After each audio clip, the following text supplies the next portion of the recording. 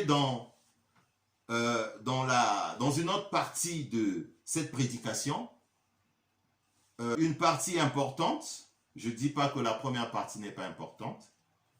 Cette partie, elle est très importante parce que nous allons comprendre une autre facette de ce que le Seigneur m'a inspiré. Après avoir lu Jean 14, verset 12, le Seigneur m'a inspiré un autre verset. Je vais donc vous inviter sur le livre d'Ésaïe, chapitre 14, verset 2. Nous allons donc lire Ésaïe 54, verset 2. Je lis la parole au nom de Jésus. Ésaïe 54, verset 2. Je lis la parole au nom de Jésus. Élargis l'espace de ta tente. Qu'on déploie les couvertures de ta demeure. Ne retiens pas. Allonge les cordages et affermis tes pieds. Gloire au Seigneur. Gloire au Seigneur. Je vais relire ce passage. Ésaïe 54, verset 2. Élargis l'espace de ta tente. Qu'on déploie les couvertures de ta demeure. Ne retiens rien. Allonge tes cordages et affermis tes pieds. Gloire au Seigneur pour ce message. Pendant que j'étais en train de méditer sur Jean 14, verset 12, une inspiration est arrivée en moi. Vous ferez des grandes choses. C'est une promesse du Seigneur. Mais ici, le Seigneur est en train de nous dire dans ce message, élargis l'espace de ta tente. C'est quoi élargir l'espace de ta tente? Élargir l'espace de ta tente, c'est élargir tes pensées. C'est de t'ouvrir. C'est de t'ouvrir à la connaissance. Ça veut dire quoi? C'est de t'ouvrir, d'apprendre le savoir. Comment tu vas avoir un bon emploi si tu ne te formes pas? Élargis l'espace de ta tente. Comment tu vas avoir un bel homme ou une belle femme de taille, comme la parole de Dieu le dit, si tu n'es pas conforme à la parole de Dieu? Tu n'as pas une vie pieuse. Tu ne te comportes pas dignement dans la société. Élargis l'espace de ta tente. Comment les gens vont te prendre au sérieux si toi-même tu ne te prends pas au sérieux? Comment tu voudras que Dieu opère dans ta vie? Dieu fasse des grâces, te déverse de miséricorde, que la gloire de Dieu soit déversée, mais de manière abondante dans ta vie, si toi-même tu ne prends pas ta vie chrétienne au sérieux. Élargis l'espace de ta tente. Comment veux-tu réussir si tu n'as pas de projets réels de vie? Vous savez, il y a des gens, quand tu parles, ça fait pas longtemps, je parlais avec une jeune fille, une sœur en Christ, elle est jeune. Je parlais avec elle, je lui ai demandé, c'était une question très subtile, hein? Je lui ai posé la question de savoir, dis-moi un peu, quels sont tes projets d'avenir? Comment tu vois ta vie? Tu as maintenant 26, 27 ans. Parle-moi un peu de toi, de tes projets. C'est une sœur qui fréquente le Seigneur, qui fréquente l'église, elle connaît Dieu. Mais quand j'ai parlé avec elle, je suis venu à la conclusion que c'était difficile pour cette sœur. Pourquoi? Parce que les projets qu'elle formulait, c'est vrai, on peut avoir la foi, mais ce sont des projets qui n'étaient pas en adéquation avec ses potentialités. On doit être réel, mon frère, ma sœur. On ne doit pas se tromper.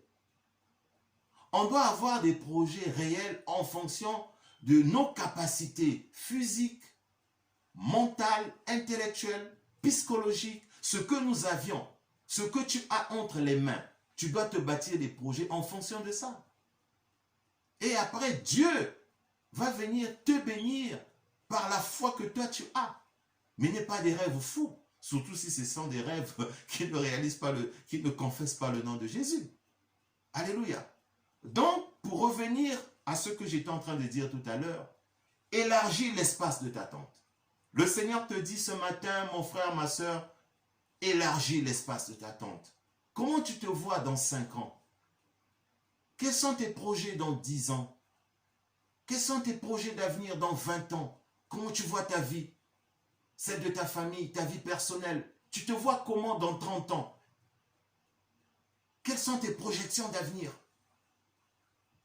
Élargis l'espace de t'attente.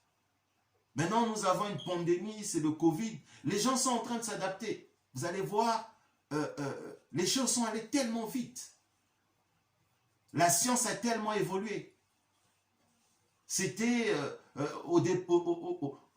quand cette pandémie a commencé, je me souviens bien, les prises de température, c'était avec des thermomètres. Hein, c'était des tout petits thermomètres comme ça. Mais en quelques mois, en quelques semaines, maintenant, c'est des systèmes informatiques, c'est des ordinateurs reliés directement à des serveurs. Donc toi, tu ne te rends même pas compte. Dès que tu rentres dans un bureau, tu rentres dans une administration, tu rentres dans un bâtiment, dans un immeuble, mais il y a un système informatique qui a tout de suite pris ta température, toi, tu ne te rends même pas compte.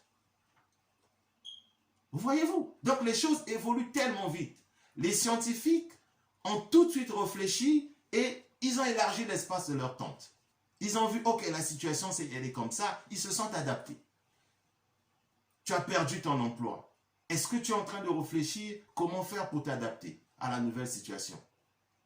Tu as perdu ceci, tu as perdu cela, tu es dans telle situation. Voilà, il y a tellement, beaucoup de choses à dire sur ce terme, élargir l'espace de ta tente. Adapte-toi à la vie actuelle. Adapte-toi aux réalités. Projette-toi dans l'avenir. Élargis l'espace de ta tente. Mais le tout part par les pensées. Parce que la pauvreté, c'est d'abord dans les pensées. La richesse, c'est d'abord dans les pensées. La réussite, c'est d'abord dans les pensées.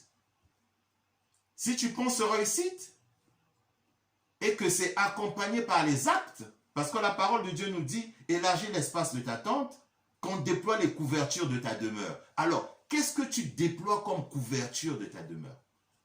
Ta demeure, c'est ta vie. Quelles sont les couvertures que toi, tu déploies? La couverture, c'est ce qui couvre ta vie. Voyez-vous, ta vie, elle est là, c'est comme une maison, elle est bâtie, mais qu'est-ce qui couvre ta maison? Qu'est-ce qui couvre ta vie? C'est Dieu, oui. Mais Dieu t'amène cette parole pour te dire, élargis l'espace de ta tente, qu'on déploie les couvertures de ta demande, de ta demeure. Ne retiens rien. Dieu te dit de ne rien retenir. Ne retiens rien pour bâtir ta vie, pour bâtir ta demeure. Élargis l'espace de ta tente. Il y a la prière, oui, mais la prière seule ne suffit pas. Moi, mon appel, c'est de venir apporter la parole pour accompagner les enfants de Dieu de rentrer pleinement dans leur destinée, de vivre pleinement leur marche chrétienne, de jouir de la plénitude de Dieu, de la grandeur de Dieu dans leur vie. Tout n'est pas spirituel, mon frère, ma soeur. Tout n'est pas spirituel. Il y a aussi notre part de conduite, parce que nous vivons dans ce monde. C'est vrai, la parole de Dieu dit, nous sommes du monde, mais nous ne sommes pas de ce monde. Les gens interprètent mal cette parole de Dieu. Nous ne devons pas être préoccupés par les choses de ce monde, certes. Nous devons d'abord prendre en priorité les affaires de Dieu, tout ce qui est spirituel, c'est vrai. Mais nous vivons sur la terre. Donc, vivons sur la terre, on devrait aussi prendre en compte ce qui se passe autour de nous pour bâtir notre vie. Pour bâtir notre vie. Déploie les couvertures de ta demeure. Ne retiens rien. Alors, est-ce que tu as une vie organisée? Est-ce que tu as un projet de vie structuré? Est-ce que tu as un projet de vie structuré? Vous savez, quand on construit une tente, voilà, je n'ai pas un tableau avec moi pour faire un schéma, mais vous voyez les tentes. Voilà. Une tente ou une paillote, elle est soutenue par des bâtons, par des barres de fer, quelquefois par du béton, afin de rendre cette paillote solide. Mais ta vie aussi, elle est comme ça. Nos vies aussi, elle est comme ça. Nos vies devaient être bâties. Bâties par Dieu, oui, mais aussi bâties par nous-mêmes parce que le Seigneur n'a pas dit « je vais faire pour toi ». Sinon, la vie serait trop facile. Donc, on est là, enfant de Dieu, on se croise les bras, on ne fait absolument rien et le Seigneur fait tout pour nous. Non, c'est pas comme ça marche pas comme ça. Nous avons notre part de responsabilité, nous avons notre part, nous devons faire quelque chose. Le Seigneur dit ceci, élargis l'espace de ta tente, qu'on déploie. Il ne dit pas, je vais élargir l'espace de ta tente. Dieu ne dit pas qu'il va élargir l'espace de ta tente. Il va venir tout faire à ta place. Il va venir tout faire à notre place. Il dit élargis. Donc moi, je dois élargir l'espace de ma tente, de ma vie. Dieu m'a donné cette force-là, ce pouvoir par la parole de Dieu d'élargir l'espace de ma tente. Ça veut dire quoi? D'organiser ma vie. Si je n'organise pas ma vie, personne ne va le faire à ma place. Mon frère, ma soeur, organise ta vie. C'est ce que Dieu te dit. Sinon, demain, tu vas être là à blâmer les autres. Non, les bornes de ta vie devraient être construites par toi. Et plus tard, la parole de Dieu nous dit, allonge les cordages, affermis tes pieds. Tes pieds doivent être affermis. Tes pieds doivent être affermis. Tes pieds doivent être affermis. Ta vie doit être affermie. Affermie dans la foi. Et seule la foi ne suffit pas. On a besoin des œuvres. C'est la parole de Dieu qui le dit. On doit faire les œuvres. On doit être en action. On doit chercher. La parole de Dieu dit, tu cherches, tu trouves. Tu frappes, on t'ouvrira la porte. Si tu ne cherches pas, tu ne trouveras pas. Si tu ne frappes pas, on ne t'ouvrira pas aussi la porte. Si tu ne demandes pas, on ne te donnera pas aussi. C'est bien de prier matin, midi, soir, de jeûner. Très bien, gloire au Seigneur. Gloire au Seigneur pour ça. Mais ça ne suffit pas. Tu dois mettre la main à la pâte pour t'organiser, enfant de Dieu, fille de Dieu, fille de Dieu. Et alors, quelquefois, le Seigneur nous amène à des situations où nous devons vivre des limites. Tu vois, quelquefois, il y a une difficulté dans ta vie. Il y a une situation, tu es en train de frapper la porte, elle ne s'ouvre pas. Tu es en train de chercher, tu ne trouves pas. Tu frappes, on ne t'ouvre pas. Mais Dieu est en train de t'affermir. Dieu est en train de te rendre solide en face de l'événement, en face. Parce que la parole de Dieu nous dit ceci, affermis tes pieds. Dieu veut que tu sois affermi. Mais comment tu seras affermi si tu n'es pas en face des obstacles? Tout est easy, c'est pas bon. Tout est facile. Easy, excusez-moi, c'est en anglais pour les francophones. Tout est facile. Abraham a attendu longtemps avec Sarah pour avoir Isaac. À un moment donné, je suis sûr que Abraham, d'ailleurs lui-même, il ne croyait plus. Sarah, je suis sûr, ne croyait plus. Vu leur âge, Dieu les a amenés jusqu'à un niveau donné où ils étaient arrivés au bout. Dieu t'amènera quelquefois au bout de tes limites. Tu arrives au bout, tu te rends compte que là, je ne peux plus. Et là, le Seigneur va déverser sa gloire pour que tu glorifies son nom. Parce que si tout est facile, tu diras que c'est grâce à toi. Tu vas même oublier que c'est grâce au Seigneur. Et Dieu va t'amener à ce stade-là pour que tu te rendes compte que, ah non, là, c'est Dieu qui a fait dans ma vie. La guérison que j'ai eue là, le miracle que j'ai eu, j'ai marché dans l'ombre de la vallée de la mort. Ça, ce n'est que Dieu. Ça, ce n'est que Dieu. Tu feras un témoignage. Comment si tu n'expérimentes pas la difficulté, tu n'arrives pas au bout, comment tes pieds vont être affermis? Comment tu feras un témoignage? Comment ta vie sera un témoignage? Vous savez, il y a plusieurs types de témoignages. Il y a des témoignages qui sont ainsi dit l'Éternel. Donc Dieu dit. Mais il y a des témoignages aussi, ta vie est un témoignage. C'est-à-dire que tu n'as même pas besoin de faire un témoignage que Dieu a dit. Mais ta vie représente même un témoignage de Dieu. Quand on voit comment Dieu t'a sauvé, Dieu t'a élevé, Dieu a fait des grandes choses dans ta vie, dans la vie de ta famille. Il y a eu la main de Dieu sur toi. Mais c'est un témoignage. Il y a des gens qui n'arrivent quelquefois même pas à faire des témoignages. Ils pleurent seulement. Ils n'arrivent pas à dire ce que Dieu a fait dans sa vie. Dieu l'a sauvé d'un cancer. Dieu l'a épargné d'une maladie grave. Dieu l'a élevé, Dieu l'a établi. Dieu a tellement fait des choses dans sa vie. Dieu t'a tellement ouvert les portes. Tu manges maintenant sur la table des rois, des chefs d'État, des chefs de gouvernement. Dieu a tellement fait des choses.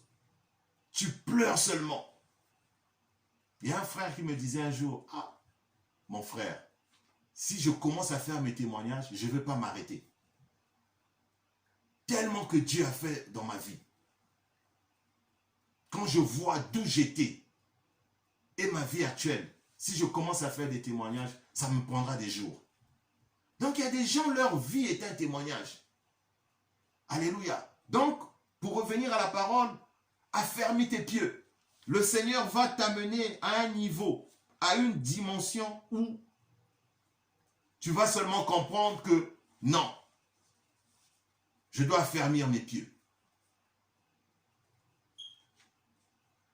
Joseph, avant de devenir chef de gouvernement, nous savions les difficultés qu'il avait vécues. Il était en prison. Même dans la prison, il avait une grande vision pour sa vie. Même en prison, il espérait. Même en prison, il bâtissait des projets pour sa vie.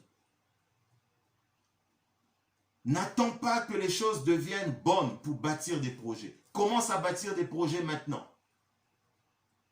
Appelle le Saint-Esprit, appelle la puissance du Saint-Esprit en toi pour venir te sortir de ce sommeil, pour que l'ennemi ne déverse pas livré dans ta vie. Oh Jésus. Oh Jésus. David, nous savons la vie de David. Il passait son temps à peindre les troupeaux de son père. Il faisait son travail avec amour, avec fierté. Mais c'est lui qui avait été choisi. C'est lui qui avait été choisi. Donc ne néglige pas ta vie. Ne néglige pas ton ministère. Ne néglige pas ce que Dieu t'a donné. Ne te regarde pas tout petit, toute petite. Non, la parole de Dieu est réelle. La parole de Dieu est vie. Dieu dit dans sa parole, tu feras des grandes choses. Oui, moi j'ai la foi pour toi. J'ai la foi pour toi, ma soeur, mon frère. Tu feras des grandes choses. Mais à la condition que tu puisses élargir l'espace de ta tente, que tu puisses déployer les couvertures de ta demeure et tu puisses affermir tes pieds. Oh Jésus, oh Jésus. Vous savez, Dieu nous donne en fonction de notre foi. Il avait dit à ce malade, au centenier, ta foi t'a guéri. C'est dans le livre de Matthieu, je pense. Matthieu 8. Ta foi t'a guéri. Le Seigneur nous donne en fonction de nos foi, de la capacité de nos foi. N'oublions pas qu'il est immensement riche. Immensement riche. Donc je suis en train d'imaginer que le Seigneur arrive devant toi, qui te dise, écoute, je suis là pour toi, qu'est-ce que tu veux? Mais si tu lui demandes, j'ai besoin de 2000 $, j'ai besoin de 20 000 $, mais il te donnera les 20 000 $. J'ai besoin de 100 €, il te donnera 100 €. Tu as besoin d'1 million d'euros, il te donnera 1 million d'euros. Tout dépendra de ta foi. Seigneur, je veux faire des grandes choses avec toi. Il te donnera en fonction de la taille de ta foi. Ce n'est pas la parole du pasteur fortuné, mais c'est la parole de Dieu. Dieu sonde les cœurs et les reins. Dieu regarde ta foi. En fonction de la taille de ta foi, c'est en fonction de la capacité que tu as, la capacité que tu as, la foi que tu as, que Dieu te donnera. Dieu n'a pas de limite. Dieu ne peut pas être limité. Il est immensement riche. Donc Dieu va faire dans ta vie au travers de la taille, de ta capacité, de la contenance de ta foi. Si ta foi est toute petite, mais tu auras des petites choses. Si ta foi est grande, mais tu auras des choses grandes. Par le Seigneur. N'oubliez pas que nous avions dit tout à l'heure que la foi ne suffisait pas. Il y avait des éléments que nous avions énumérés. Élargir l'espace de ta tente, demeure les couvertures de ta demeure, ne retiens rien, allonge les cordages de ta vie. La rencontre entre Dieu et nous, chrétiens, se passe au niveau de notre foi. Dieu, il est ici, à droite. Nous sommes à gauche. C'est une illustration que je prends. Et on se rencontre au centre. Dieu vient avec ses bénédictions, avec toute sa puissance, avec toute sa gloire. Et toi, tu viens avec ta marche chrétienne. Vous vous rencontrez. Et vous êtes là, face à face avec Dieu. Il va regarder l'état de ton cœur. Il va sonder tes reins. Il va regarder la capacité de ta foi. Il va regarder ta demande. Quelle est ta demande? Quel est l'espace de ta tente? Comment tu as affermi tes pieds? Comment tu as allongé tes cordages de ta vie? Quel est ton projet avec le Seigneur? Et à ce moment, il déverse ses grâces. Donc ne nous étonnons pas de voir quelquefois le Seigneur opérer grandement dans la vie de mon frère ou de ma soeur. Mais on ne connaît pas le degré de foi, on ne connaît pas l'intimité de ceux-là avec le Seigneur. Il y a des gens qui ont vraiment cherché Dieu pendant des semaines, des mois, des années. Ils ont été honnêtes, intègres avec le Seigneur. Parce que ça ne suffit pas d'avoir des projets bien faits, de le présenter devant le trône du Seigneur. Mais quel est le soubassement? Est-ce que tu as aussi une vie de sainteté, de sanctification? Est-ce que tu es honnête dans ce que tu fais? Est-ce que tu es intègre? Parce que tout ça, ça compte dans la marche chrétienne. Dieu regarde tout ça. Tu n'es pas sérieux dans des petites choses. Tu penses que Dieu te donnera des grandes choses. Tu n'es pas un homme de parole. Tu n'es pas une femme de parole. Tu n'es pas une femme vertueuse. Tu parles n'importe comment aux gens. Tu n'es pas obéissante. Tu n'es pas un homme sérieux. Tu es un homme léger. Un homme bordélique, impudique. Dieu regarde tout ça. Donc, mon frère, ma soeur, cette prédication, ce n'est pas pour indexer, pour décourager qui que ce soit, mais bien au contraire, c'est pour venir booster notre foi. C'est pour venir nous encourager que rien n'est perdu. Dieu nous a promis de faire des grandes choses. Et il nous donne les clés. Il nous donne les mécanismes, comment faire ces grandes choses au travers de sa parole. Au travers de sa parole. Alors, n'oublions pas que nous sommes sel et lumière de la terre. J'aime bien cette expression dans la Bible. Le Seigneur nous rappelle que vous êtes sel et lumière de la terre. Ça veut dire que nous devons éclairer la société. Mais comment on doit éclairer la société si nous-mêmes nous ne sommes pas éclairés?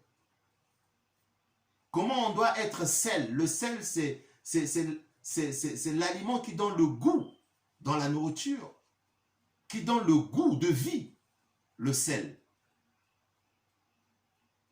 Dans l'Ancien Testament, dans les temps anciens, le sel avait une très grande signification. Jusqu'aujourd'hui, dans certains contrées sur la terre, quand vous donnez le sel aux gens, ils sont très très contents, ils sont touchés parce que c'est un aliment très important. Le sel. Le sel, c'est le sel dans la saveur. Et Dieu nous dit, nous sommes lumière et sel de la terre. Ça veut dire quoi? Moi, je suis pasteur de ceux qui pensent que les enfants de Dieu doivent impacter le monde. On doit impacter le monde. On me dira, oui, mais la parole de Dieu, nous sommes de ce monde, mais nous vivons dans ce monde, mais nous ne sommes pas du monde. N'interprétez pas mal la parole de Dieu. On doit prendre soin des affaires de Dieu, c'est vrai, mais Nous vivons dans un monde. Dans le monde dont nous devons être lumière et sel. Voilà pourquoi les chrétiens doivent être impliqués partout. Je suis de cette école. Je suis de ceux qui pensent comme ça. En tout cas, c'est ma conviction. Les chrétiens doivent impacter le monde. Maintenant, nous sommes dans cette période de Covid. Ce sont les scientifiques qui sont en train de faire les recherches pour avoir le vaccin. J'aimerais bien que ces scientifiques puissent être des chrétiens. Et j'aimerais bien que ces scientifiques qui sont en train de faire la recherche sur le vaccin, sur cette pandémie, sur ce virus du Covid-19, que cette recherche, ces vaccins puissent être menés par des chrétiens. Si c'est fait par des gens qui ne sont pas des chrétiens, et on dira quoi demain? Où sont les chrétiens? Voilà. Bientôt, c'est la rentrée scolaire. Une sœur était en train de me dire, oui, on doit prier pour nos enfants qui vont bientôt repartir à l'école parce qu'on ne connaît pas les programmes qui seront dispensés par les enfants. Mais les chrétiens doivent être impliqués. Si les chrétiens sont absents dans tous les domaines de la société, mais nous allons être victimes des décisions qui sont prises par d'autres personnes. Voilà pourquoi moi, j'ai toujours pensé, pour être sel et lumière de la terre, les chrétiens doivent être impliqués dans le sport, impliqués dans la culture, impliqués dans les sciences, impliqués dans les nouvelles technologies, impliqués dans la politique, impliqués dans les affaires, dans le business. Oui, l'économie est tenue par des gens, entre guillemets, qui ne sont pas des chrétiens. Mais l'or et l'argent appartiennent à notre Dieu, donc ça nous appartient. Comment l'or et l'argent nous appartiennent? Mais ceux qui prennent les grandes décisions économiques de ce monde, ce n'est pas des chrétiens. Mais il y a un paradoxe. Il y a un paradoxe. On se plaint, il y a des conflits armés partout. Oui, mais il y a des conflits armés partout. Les conflits armés partout parce que, bon, c'est la guerre des ressources premières, c'est la guerre de l'uranium, du pétrole, du colbate, etc. Mais ce sont des multinationales, ce sont des grandes puissances économiques, mais qui ne sont pas tenues par des chrétiens. Or, ça devait être tenu par nous, les chrétiens. Donc, chrétiens, réveillez-vous. Réveillez-vous à vous impliquer. La parole de Dieu nous dit, élargis l'espace de ta tente, qu'on déploie les couvertures de ta demande, ne retiens rien, allonge tes cordages et affermis tes pieds. Affermis tes pieds. Gloire au Seigneur, gloire au Seigneur, gloire au Seigneur, gloire au Seigneur, gloire au Seigneur, gloire au Seigneur. Nous bénissons le nom de Jésus pour cette parole.